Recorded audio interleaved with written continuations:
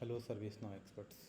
So today in this video I'll be explaining you about the scripted REST API, how it works and how can we create our own custom API in ServiceNow.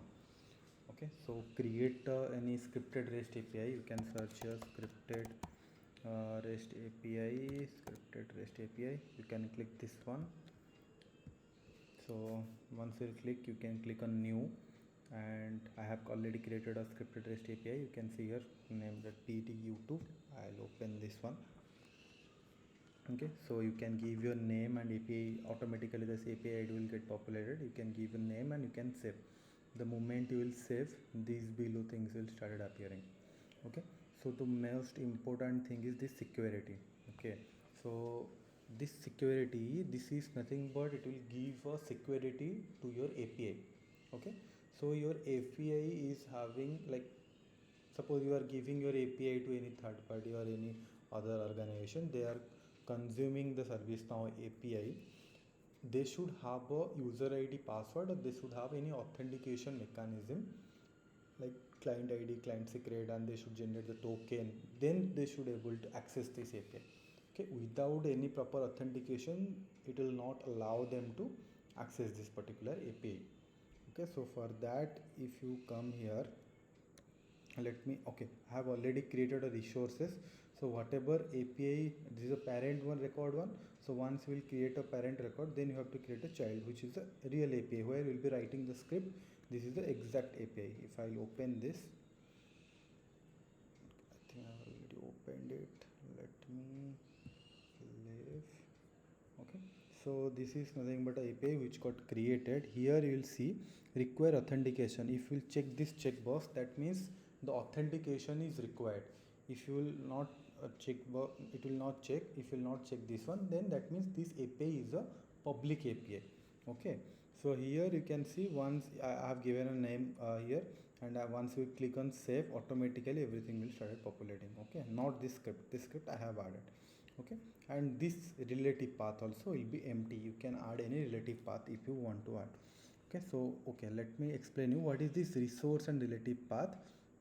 So here you can see this is a base URL and this is the base URL. Okay, so after this slash, whatever is coming till this question mark. Okay, I missed somewhere. Yes, here is.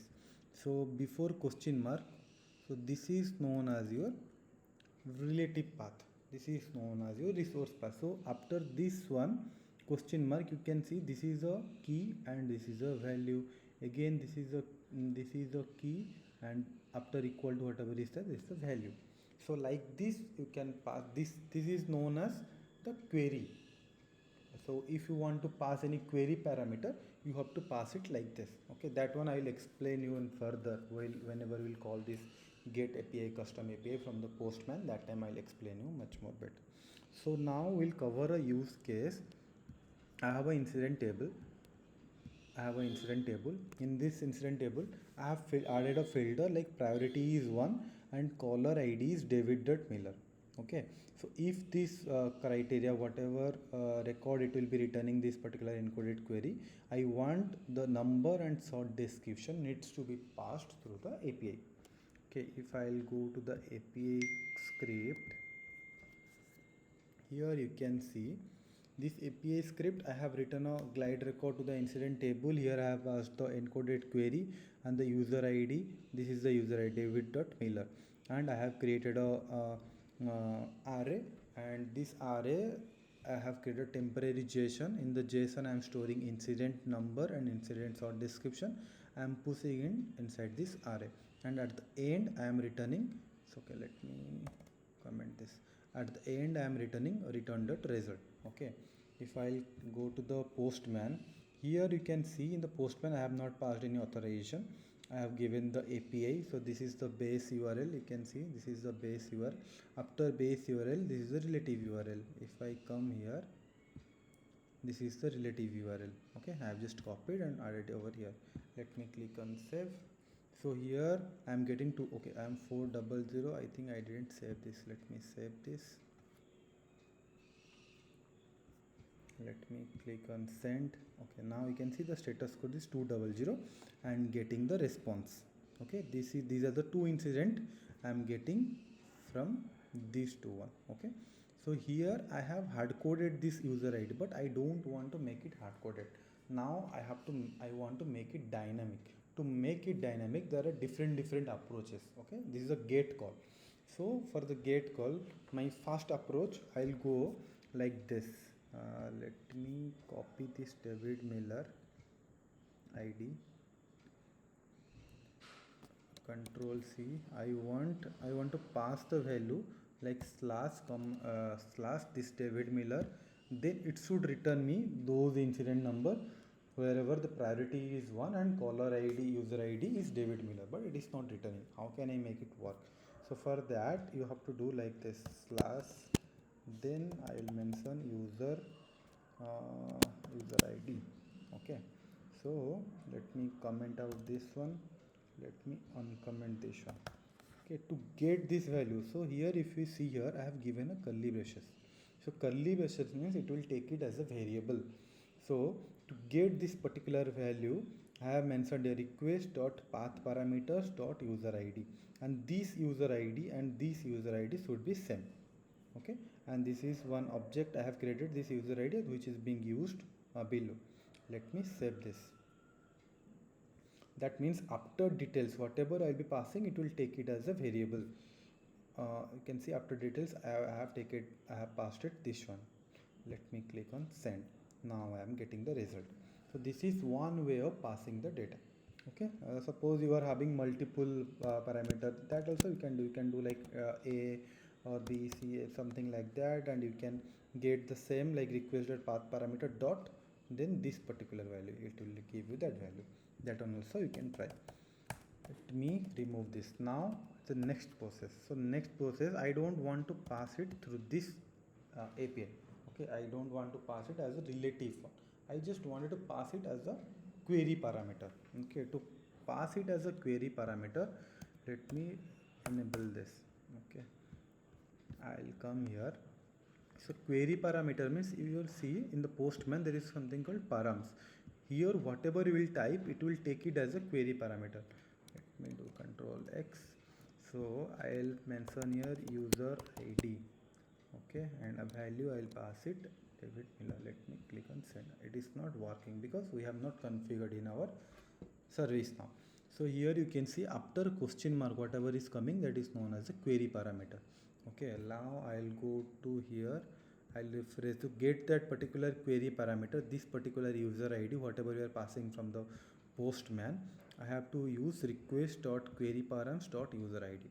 Okay, this user ID should be equivalent to this key, then only it will get the user ID value. Let me save this. Now let's run this. See, now we are getting the result. This is another way of passing the value. Now we'll use another way, that is we'll pass this particular user ID from the header. Okay, this is the header, I just wanted to pass it. Let me use user ID, I'll pass it as David Miller. Control X, Control V. I want this one, I don't want this query parameter. Okay, this has been removed. Let me try. So now I'm not getting any result. Okay, but I want to make it work to use this one. So now our motto is we have to get this particular key and value. Okay, to get that particular key value, you have to use request dot headers dot user id. Okay, this user id is nothing but this key, this value, this name and this name should be same, then only we'll get the value, then only I'll get this value. I'll save this. Okay, now I click on send. See, now also I am getting. So I have shown you three different way in the get parameter, three different way how can we pass the value. Okay, now I have to, okay, if you will see here, I am returning the result. Result means the final result I am returning, but I don't want to mention this return. Instead of that, you have a global object called response. Okay, I can response dot set body. Okay, here also I can pass the value, the result. This is another way you can pass the response value. This response body nothing but this one. Okay, let me click on send. You can see now also we are getting the value. Now you can see the status code is 200. So by default, whenever you will do a get call, or if it is successful, you will get a status code called 200. Suppose you are having some script to perform inside this and you find some error is happening. In that scenario, you can pass this particular status code as 400 or 50, anything you can pass. Let me pass it a response. To pass that status code, you can use response.set status code 400. Let me save this. So you will see instead of 200, the status code will started appearing 400 bad request, but still we are getting the response because this is what we have configured over here. Okay, this is another way. Now let me show you how can you get the body one. Okay, so whenever we will do a post call, this is a get call. Now I'll convert it to post call. I'll click on save. Okay, in the post call I don't want to pass anything in the header, like I don't want to pass in the header or body anything. Sorry, not header or parameters anywhere. I just want to pass it in the body. Okay, in the body I'll create user id, then I'll pass that value David Miller. Control C, Control V, send. Okay. Okay, here I have made it. I have to made it post. Let me click on send. See, here I am not getting any value. Now I have to send a response. Okay, so I am performing here something. Whenever you are doing a post call, that means you are trying to insert something inside ServiceNow. Okay, so in that scenario, but here we'll not do any insertion and nothing. We'll just send a response body. So I'll do a, okay, now I have to get this particular value. To get this value, what I have to do, I have to get the, let me comment this one, where user id equals to request dot body dot request dot body dot data dot, let me use this one. I hope it will work. Let's see. Control C, Control V. Okay, save it. Now let's try. Now we are getting the response. See, it faced that data. Okay, from the user id, from this body, pick the data and it responded based on that requirement.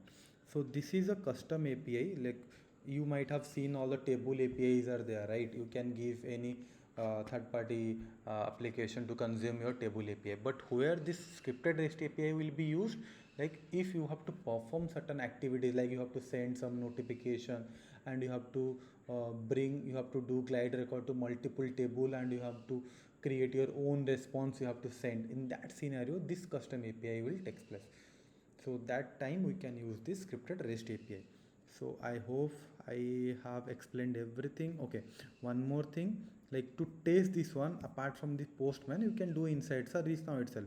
You can click on this button, the explore REST API, and here also you can test the whole thing like a postman. Okay, and I have also explained this require authentication. If you see here, I have not added any authorization and all. I'll come here, I'll save this. Now I have check this checkbox, right, require authentication. So in this scenario it should throw me error. Okay, let me click on send. See, user is not authenticated. Now I'm getting a error. And by default, like whatever script include is, sorry, whatever ACL is being attached, you can create your own ACL. Okay, suppose you want to mention a particular specific people should access this. Okay, some particular user ID should access this API. Otherwise, apart from those users, no one should able to access. That also you can create your own ACL and you can define over here. So I hope I have explained get and post. You can try yourself, like put patch and delete. You can let me know if you face any issues or anything. Thanks for watching.